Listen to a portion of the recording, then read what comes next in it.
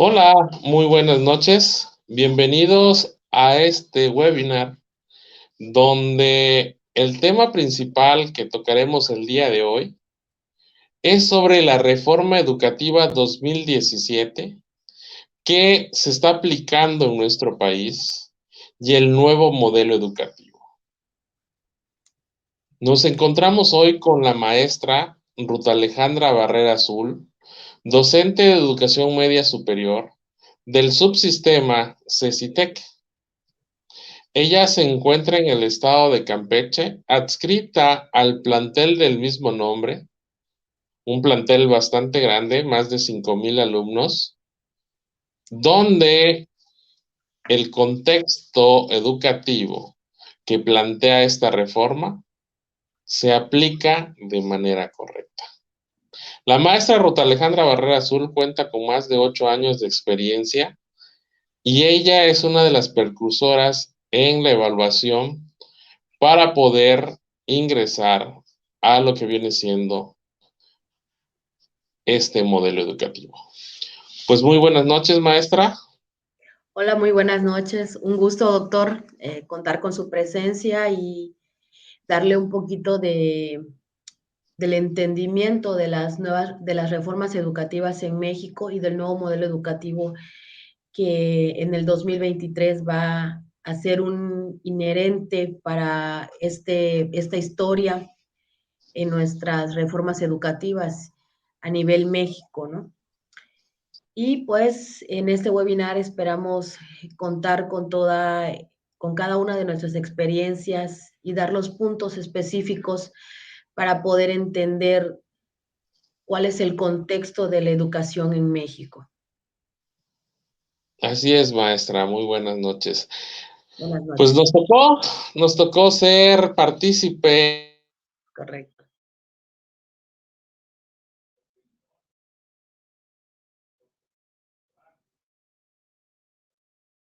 y todos los procesos que nos enmarca la reforma educativa 2017.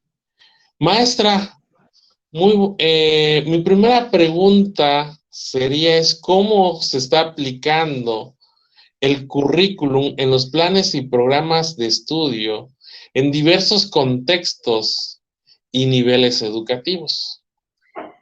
Bueno, para desglosar esta pregunta, yo creo que es importante enmarcar la historia de México en las reformas educativas que han estado trascendiendo y que cada una de estas ha dado un hincapié para mejorar estos nuevos modelos educativos. Entonces vamos a empezar a desglosar la historia en México y cuáles son las características de cada una de estas para poder responder adecuadamente la pregunta y visualizar realmente si el contexto aplicado en esas reformas han sido partícipes y han tenido ese trasfondo, y es que México actualmente cuenta con pues diferentes modelos educativos y si realmente lo estamos aplicando adecuadamente en cada uno de nuestros contextos, en cada una de nuestras aulas, en cada uno de los elementos que fungen esta educación, este paradigma que existe actualmente en México. Pues empezamos entonces, a continuación vamos a estar visualizando algunas diapositivas de los puntos más relevantes de la educación en México. Entonces empezamos con los inicios de las reformas educativas. En México se empezó a dar a partir de los años 70 la educación básica, era una teoría social. Lo importante de esta reforma, el precursor de este movimiento fue el maestro Jaime Torres Bodet, que hizo un plan de 11 años. Para él la finalidad de este modelo educativo era el mejoramiento y expansión de la educación básica en México, porque no, se daban cuenta que México tenía la pobreza extrema, la educación era no era accesible para todos los niños, que los programas y planes de estudios no estaban diseñados adecuadamente. Y entonces el maestro Jaime Torres Bodet pues hizo este hincapié en el que hacer ese mejoramiento de los planes y programas de estudios a nivel México. Claro que fue un movimiento muy grande que se dio en 11 años. También se mejoraron planes y programas de estudios aplicadas las teorías conductistas. En aquel entonces también empezamos a ver las evoluciones y cada uno en México empezaban a bombardear las teorías de otros países y los modelos de otros países para que realmente nosotros pudiéramos sentar el mejoramiento de estos programas de estudios. Ya teniendo esto, Jaime Bodet, en el año 71 se mejoró y la teoría pues aplicada fue la humanista, ¿no? Y también se dio en la educación inicial y la básica. Bueno, en aquel entonces la inicial todavía empezaba a andar, se centraron más en la básica y también la educación fue más arraigada al socialismo. Aquí se dieron cuenta que lo importante que tenían que hacer los maestros que estaban generando estos programas de estudios era innovar sobre todos los elementos que conllevan la organización de la educación, los métodos que estábamos utilizando y lo importante es cómo estamos dando la instrucción a los niños en aquel entonces. Teniendo eso, llega a los años 1973 y se genera la primera ley general de educación. Aquí, pues la educación pues se volvió pública y empieza otra historia diferente en México. ¿Cuáles fueron las características de estas? A continuación se darán. En los años 77, en el 1977, se dio otro giro a la educación, a las reformas educativas. Se habló mucho de las teorías cognitivas y se enfocó también en la educación básica. Ya nada más estaba referente a las básicas. ¿Qué es lo que estaban haciendo? Ofreciendo a todos los mexicanos que tenían derecho a cursar una educación primaria en edad escolar. Y se dio mucho la teoría cognitiva a través de generar sus propios conocimientos, los alumnos. En los años 90, pues aquí se da un giro importante, la modernización de la educación y también fue enfocado nada más a la educación básica. Y aquí aparece por primera vez los textos gratuitos, los libros de textos gratuitos. Y se hace también hincapié que la secundaria tiene que ser obligatoria y que dentro de estas, la educación básica tenía que estar sumergida la secundaria. Otra también, como ya estaban aplicando otras teorías cognitivas, las teorías socialistas, aparece por primera vez la palabra inclusión y esta palabra se empezó a generar y a desglosarse en los programas de estudios y en las planeaciones didácticas de los maestros. También se empezaron a crear nuevos ambientes de aprendizaje para los niños con alguna discapacidad cognitiva y se empezó a generar lo que era la inclusión de diversidad cultural. También se empezó a dar que nosotros los maestros tuviéramos mejores oportunidades en cuanto a que no solo quedemos con un nivel, podemos ya se empezó a generar la carrera magisterial. Tuvimos pues recompensas a través de todas estas, nos evaluaron, hicimos mejoramientos para ser docentes con calidad. En el año 2001 se hace los programas de escuela de calidad. Empezó a sumergirse esa escuela y la finalidad era que tuviéramos escuelas de alto impacto, que los niños tuvieran todo lo necesario para aprender. Otra, en el año 1981, vamos a regresar aquí en esta reforma, tenemos que hacer hincapié en las teorías socialista cultural, Estaba también, aquí ya estaba sumergido la primaria y la secundaria. En esta reforma, los jóvenes o ya aplicaban las necesidades educativas, los maestros tenían la necesidad de hacer un análisis de cómo venían los alumnos, cómo estaban aprendiendo, cuáles eran sus necesidades educativas y cada uno de esos contextos diferentes, ellos generaban sus programas, los programas de estudios y a través de ese lineamiento ellos generaran sus planes de sus programas de estudios dentro del salón de clases. En esta reforma se dio cuenta que era importante que los niños, todos estos conocimientos fueran aterrizados en un contexto en donde ellos vivieran, en donde ellos estaban enfocados y a las necesidades que existían en sus comunidades o en los lugares en donde vivían. Entre los años 1983 y 1988 aparece otra vez la teoría sociocultural, pero estaba enfocada a la básica y también a la secundaria. Aquí ya empiezan a sumergirse los tres niveles educativos y se empezaron a dar cuenta que los alumnos tienen que tener una educación integral a través de los conocimientos que son aplicados a la sociedad. Y también los alumnos tenían que ver su contexto del núcleo familiar y a través de todo estos los hacíamos autónomos. Eso era lo que se enfocaba en aquella reforma educativa, los ejes que eran cimentados, ¿no? La socioculturalidad que los alumnos tenían al salir de cada uno de estos niveles.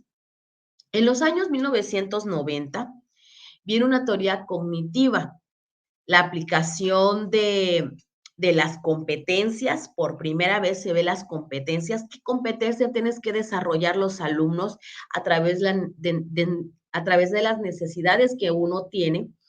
Y cómo es que realmente estas necesidades van a crear cognitivamente un saber, el saber hacer, el saber, los saberes empiezan a generar por primera vez las competencias. Y pues ya estamos en la recta final de cada uno. Esto para que entendamos un poquito la pregunta que nos había hecho el maestro Román. En el 2012, en el 2013, aparece la teoría constructivista. Aquí hay muy importante tema de profundidad que hay. Por primera vez, la aplicación de la reforma del presidente Enrique Peña Nieto. Aumento a la calidad de educación en el modelo PISA, aumento a las matrículas, mejora de la calidad de los subsistemas en los tres niveles y acá se generó por primera vez eh, las, las convocatorias para, para aquellas personas profesionales que quieran ser docentes. Por primera vez aquí se empezó a dar los concursos de oposición, se empezaron a generar cada una de estas para que realmente México realmente necesita mucha mano de obra de los docentes.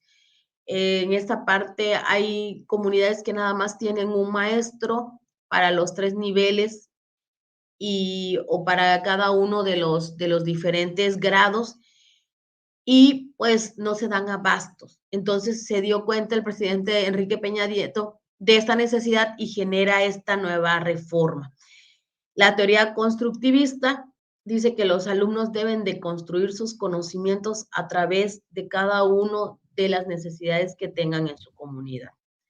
Y en el 2001 se inicia pues el programa de escuela de calidad. Los recursos económicos de las escuelas tienen una finalidad en general y también dice que empiezan a surgir o empiezan las escuelas privadas a ser evaluadas también y empiezan ellos también a inscribirse para que puedan tener esos recursos económicos, para que puedan ellos ser escuelas de calidad. Bueno, entonces, ¿cuál era la pregunta, maestro Román, para poder desglosar? Bastante, Bastante interesante su reseña histórica de cómo se ha aplicado lo que vienen siendo los planes y programas dependiendo cada uno de los modelos educativos que hemos tenido en México, desde Jaime Torres Bodet, secretario de Educación, hasta hasta el del actual Moctezuma, y hoy con Delfina y por fin con Leticia, que han sido partícipes en la construcción de los nuevos modelos educativos. Gracias por la reseña de cada uno de los niveles educativos que hemos tenido, del desarrollo desde la inicial, la básica, la media superior y la superior. Maestra, ¿qué ventajas o desventajas implica su aplicación y desarrollo en el sistema educativo? En el modelo educativo, recuerda que estamos abordando el modelo educativo en el 2017 para que inicie todo lo que es este nuevo modelo educativo que se va a iniciar en el 2023. Entonces, empezamos a desarrollar cuáles fueron los puntos importantes del modelo educativo y qué podemos mejorar de esa. La primera, que se constituyó el Sistema Nacional de Educación y también se generó el ingreso al sistema profesional docente, se crearon, también se creó las promociones a cargos de funciones directivas y supervisiones en la educación básica y media superior. Acá ya se empezaron a generar que los docentes que querían tener su promoción para fingir como supervisores de área, podían hacerlo, tanto en básica como en media superior podían hacer estas convocatorias, estos exámenes de oposición. También dice que querían partir de convocatorias, las convocatorias se hacían general y cada estado bajaba esas convocatorias para darlo a un público general. Y pues cada una de estas tuvo sus diferentes etapas, ¿no? Cada una de estas características tuvo un apogeo, pero también existió cierta resistencia por estos nuevos modelos educativos del 2017 y una de estas fue el magisterio, que ellos no querían ser evaluados para que pudieran subir sus plazas o ser mejores docentes. Y ellos decían que ¿por qué vamos a ser evaluados si yo tengo tantos años dando clases y no necesito ser evaluado? Ese era una de los peros que tenían los maestros que ya tenían tanto tiempo dando clases en el área de la docencia y no querían ser evaluados. Muchos tenían la resistencia a ser evaluados. Otra era que los maestros tenían carrera magisterial y otros que no tenían carrera magisterial, como su servidora. Yo no soy maestra de carrera magisterial, yo soy licenciada y yo tuve la oportunidad de ser evaluada para poder tener una plaza. Entonces, una de las ventajas de estas reformas educativas era eso, que nosotros como docentes que ya tenían mucho tiempo de antigüedad, podían sus sueldos subir un poco más con estas evaluaciones, porque eran premios que se nos daba por ser evaluados, ¿no? ¿Cuál era el objetivo de esta reforma educativa en el 2017?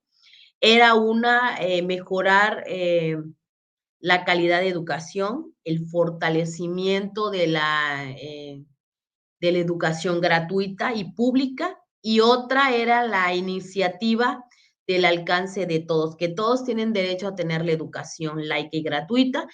Y otra de las características era la escuela fortalecida, pues de cada uno de estos elementos eran indispensables la evaluación docente, era un mérito y un reconocimiento que teníamos nosotros como docentes, era uno de los objetivos.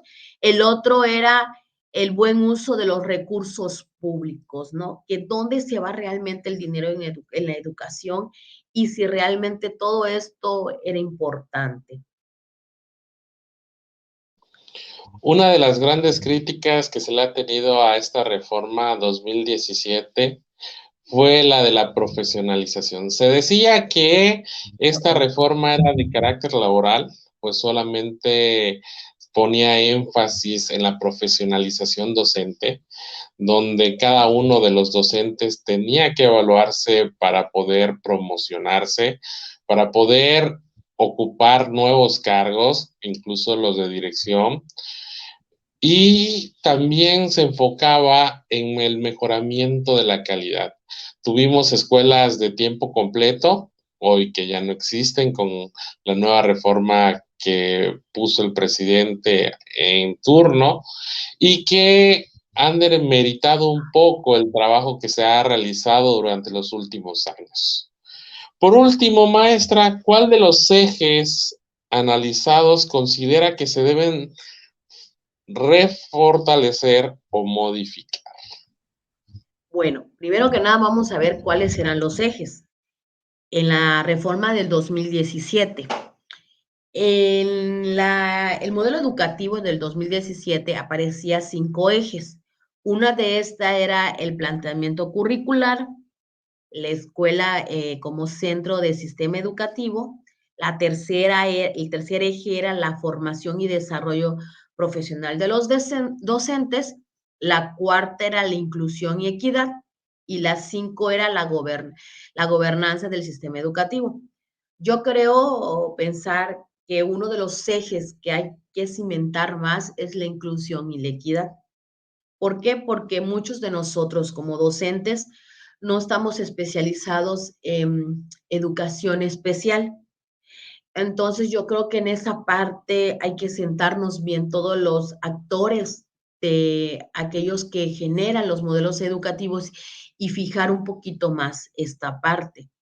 Los planes y programas de planes curriculares están enfocados, creo pensar que deben de estar enfocados a cada uno de cómo está dividido en México. Ya ve que México está dividido por secciones económicas. Entonces yo creo pensar que el planteamiento curricular debe de estar enfocado a cada una de estas necesidades económicas para que puedan los alumnos desarrollar cada uno de estos, de las competencias. En este caso nuevo, en el nuevo modelo educativo, ya no se le llaman competencia, se le llamarán progresiones. Y esas progresiones tienen subcategorías y cada uno de estos alumnos tienen una meta cognitiva que desarrollar. Bastante interesante el tema. Dejamos un modelo educativo en menos de 5 años. Hoy ya tenemos que volver a incursionar en un nuevo modelo educativo A donde la estudiar, terminología cambia, sí, pero prácticamente seguimos centrando al alumno como parte del aprendizaje. Y dejamos de un lado el contexto socioeconómico y cultural de cada uno de ellos. es correcto, doctor Román. Yo creo que ahorita, actualmente, todos los maestros estamos tomando los diplomados para el nuevo modelo educativo y nos están enseñando que cada uno de estas progresiones son importantes para cada alumno, desde básica, desde inicial, desde educación inicial hasta superior.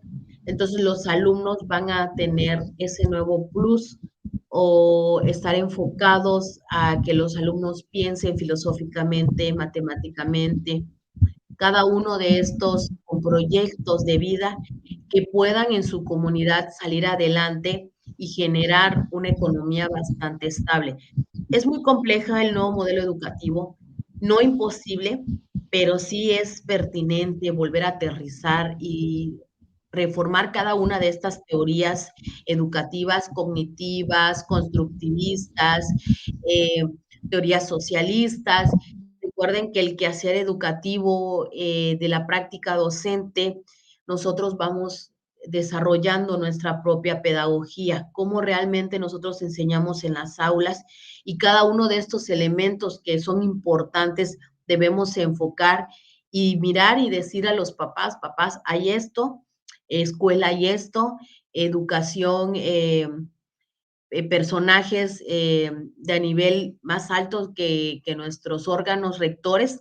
Aquí hay esto, hay esa necesidad, que lo están visualizando, sí, y que nosotros todavía estamos haciendo digestión todo esto. Sabemos que el primer año que apliquemos este nuevo modelo educativo nos va a dar mucho trabajo, sí, pero no es imposible. Agradezco su participación en este webinar, maestra Alejandra, y le invito a que sigamos en contacto en lo que vienen siendo estos nuevos modelos educativos. Agradezco la atención prestada. Muy buenas noches. Buenas noches, nos vemos, hasta la próxima.